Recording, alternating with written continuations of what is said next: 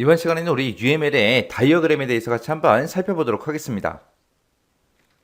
그 다음에 이제 행위 다이어그램의 종류요. 이 행위 다이어그램에 보게 되면 전체 7가지가 있습니다.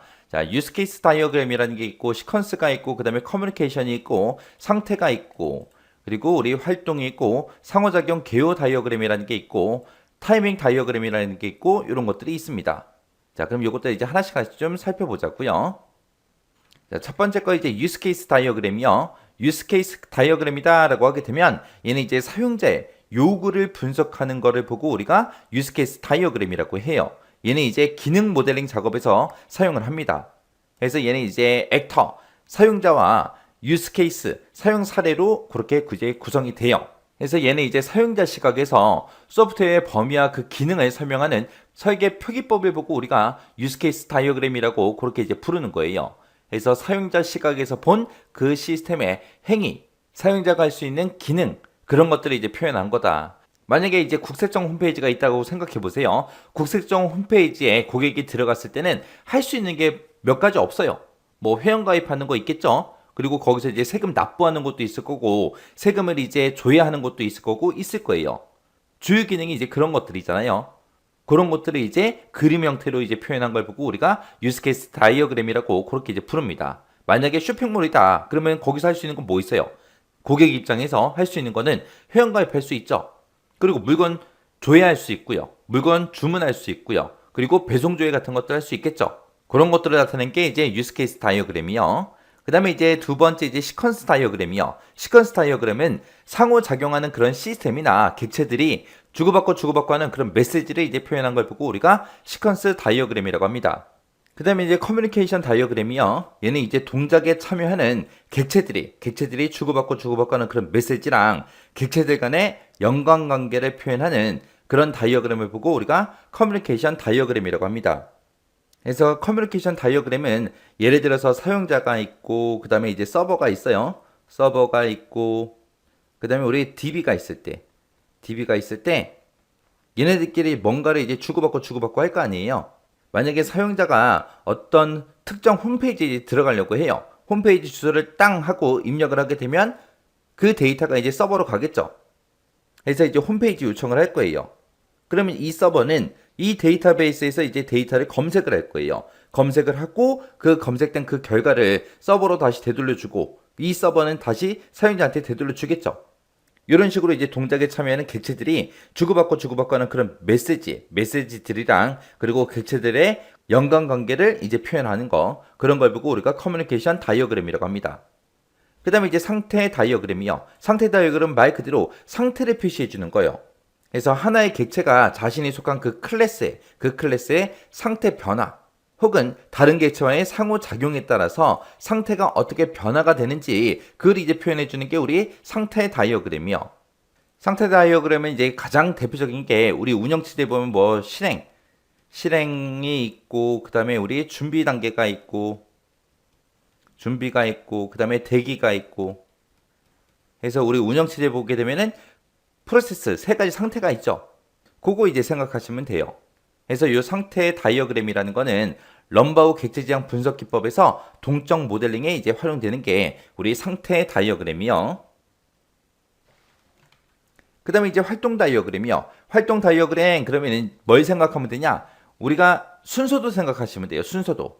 그 순서도 형태로 생긴 게 우리 활동 다이어그램이요. 그래서 어떤 기능을 수행하는지 그리고 객체의 처리 로직이나 조건에 따라서 처리 흐름이 어떤 순서로 이제 변화되는지 그런 것들을 이제 표현하는 걸 보고 활동 다이어그램이라고 합니다.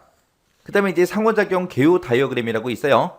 얘는 이제 상호작용 다이어그램 간의 제어 흐름을 표현한 거, 그걸 보고 이제 상호작용 개요 다이어그램이라고 그렇게 부르고요. 타이밍 다이어그램이다 라고 하게 되면 얘는 이제 객체 상태가 이제 어떻게 변하는지 시간 제약을 명시적으로 그렇게 이제 표현한 걸 보고 우리가 타이밍 다이어그램이라고 해요. 우리가 이제 라면을 끓일 때도 시간에 따른 그 순서가 있죠. 그런 것들을 이제 나타내는 거예요. 맨 처음에 이제 물 끓이기 시작하겠죠. 그러면 이제 물을 끓일 때 몇 분부터 시작해서 뭐 1분부터 시작해서 뭐 5분 동안 내가 물을 끓이겠다. 5분 동안 물 끓이겠다. 물 끓이고 나서 그 다음에 뭐 해요? 우리가 이제 스프를 집어넣겠죠. 스프를 집어넣겠다. 그 다음에 이제 또 시간이 한 1분 정도 지난 다음에 그 다음에 이제 팔팔 끓게 되면 이제 그때 면을 집어넣겠다. 그리고 면 집어넣고 한 3분 정도 지난 후에 3분 후에 내가 이제 계란을 집어넣겠다. 파를 집어넣겠다. 이렇게 이제 객체 상태 변화랑 시간 제약 같은 것들을 우리가 명시적으로 표현하는 걸 보고 우리가 타이밍 다이어그램이라고 그렇게 이제 부릅니다. 그래서 이렇게 이제 행위 다이어그램의 종류에 보게 되면 이렇게 7가지가 있어요. 자, 이런 것들은 자세히 이제 뒤에 섹션 가면 배울 거예요. 일단 어떤 다이어그램이 어떤 거다, 어떤 다이어그램이 어떤 거다, 그 정도만 여러분들이 이해하시고 지나가시면 돼요. 이번 시간에는 우리 행위 다이어그램의 종류와 관련된 문제를 같이 한번 풀어보도록 하겠습니다. UML 다이어그램 중에서 럼바우 객체지향 분석 기법에서 동적 모델링에 활용되는 그 다이어그램이 뭔지 써라. 그렇게 이제 나왔습니다. 우리가 이런 다이어그램을 보고 우리가 이제 상태 다이어그램 그렇게 이제 부르는 거죠. 우리 동적 모델링에 사용되는 이 행위 다이어그램 종류에 보게 되면 총 7가지가 있습니다. 자, 지금처럼 유스케이스 다이어그램이라는 것도 있고요. 시퀀스 다이어그램, 커뮤니케이션 다이어그램, 그리고 상태 다이어그램, 활동 다이어그램, 상호작용 개요 다이어그램, 그리고 타이밍 다이어그램 하고 이렇게 이제 총 7가지가 있습니다. 그 중에 이제 유스케이스 다이어그램이라는 거는 사용자의 이제 요구를 분석하는 거. 얘는 기능 모델링 작업에 사용되는 그런 다이어그램이 우리 유스케이스 다이어그램이요. 그 다음에 이제 시퀀스 다이어그램이요. 이 시퀀스 다이어그램은 상호작용하는 그 시스템이나 객체들이 주고받고는 그런 메시지를 표현할 때 쓰는 게 우리 시퀀스 다이어그램이고요. 그 다음에 이제 커뮤니케이션 다이어그램이라는 거는 동작에 이제 참여하는 객체들이 주고받고 하는 그런 메시지랑 객체들 간의 그런 연관관계를 표현하는 게 우리 커뮤니케이션 다이어그램이요. 그 다음에 이제 상태 다이어그램이다. 그러면 이 상태 다이어그램은 하나의 객체가 자신이 속한 그 클래스의 이제 상태 변화 아니면 다른 객체와 이제 상호작용에 따라서 상태가 이제 어떻게 변하는지 그런 거를 이제 표현할 때 쓰는 게 우리 상태 다이어그램이에요. 이 상태 다이어그램이 우리 럼바우 객체지향 분석 기법에서 동적 모델링에 활용되는 그런 다이어그램이 우리 상태 다이어그램이요. 그 다음에 이제 활동 다이어그램이다. 그러면 이 활동 다이어그램은 시스템이 이제 어떤 기능을 수행하는지 그리고 객체의 이제 처리 로직이나 조건에 따른 처리 흐름 그런 것들을 이제 순서에 따라서 이제 표현해 놓은 게 우리 활동 다이어그램이요. 그 다음에 이제 상호작용 개요 다이어그램이라는 거는 상호작용 다이어그램 간의 그 제어 흐름을 표현해 놓은 게 우리 상호작용 개요 다이어그램이요. 그 다음에 이제 타이밍 다이어그램이다. 그러면 이 타이밍 다이어그램은 객체 상태의 변화 그리고 시간 제약 그런 것들을 명시적으로 이제 표현한 게 우리 타이밍 다이어그램이요. 그래서 우리 동적 모델링에 사용되는 이런 행위 다이어그램의 종류에는 총 7가지가 있습니다. 그 7가지가 각각 뭐가 뭔지 구분할 수 있게 정확하게 여러분들이 보셔야 되고요. 그리고 구조적 다이어그램이랑 행위 다이어그램이랑 그렇게 있죠. 구조적 다이어그램은 총 6가지가 있고 행위 다이어그램은 총 7가지가 있는데 걔네들을 서로 구분할 수 있게 여러분들이 잘 정리하고 지나가셔야 돼요.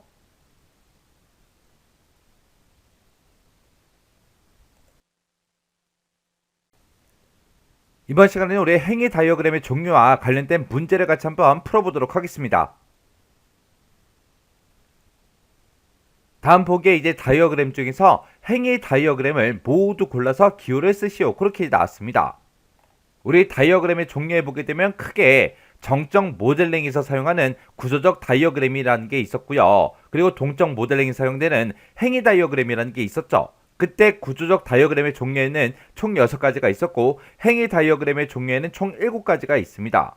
그 중에서 행위 다이어그램을 모두 다 골라라. 그렇게 나온 거예요. 지금 여기서 이제 행위 다이어그램이 우리 유스케이스 다이어그램이라는 게 있고 시퀀스 다이어그램, 활동 다이어그램하고 이렇게 이제 3개가 있습니다. 그리고 나머지 리을, 미음, 비읍, 시옷에 있는 것들은 전부 다 이제 구조적 다이어그램 거예요. 그래서 정답을 적을 때 지금처럼 기역, 니은, 디귿하고 그렇게 이제 적어주면 되겠죠. 구조적 다이어그램하고 행위 다이어그램 서로 구분할 수 있어야 돼요.